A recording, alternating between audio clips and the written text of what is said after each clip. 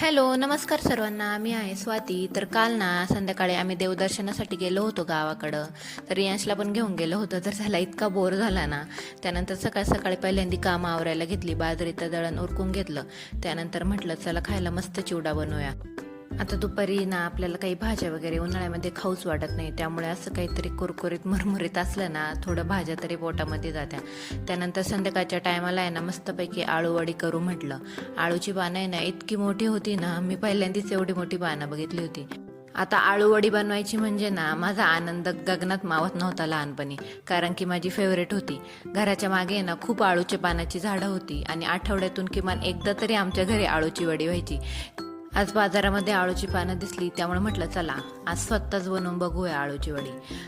ही वडी बनवायला ना वेळ आणि मेहनत दोन्ही पण लागते. पण जेव्हा आळूवडी बनते ना तेव्हा सगळेजण खायला पळत पळत येतात.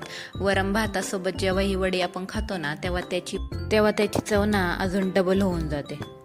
आता आमची इकडं मेहनत चालू आहे तोपर्यंत आमच्या साहेबांनी द्राक्षे असे खाऊन इकडं तिकडं अस्ताव्यस्त केले होते सगळे. तुमच्या घरामध्ये पण असंच होतं का? आणि तुम्हाला आळूवडी आवडली का? कमेंटमध्ये नक्की सांगा. Bye bye.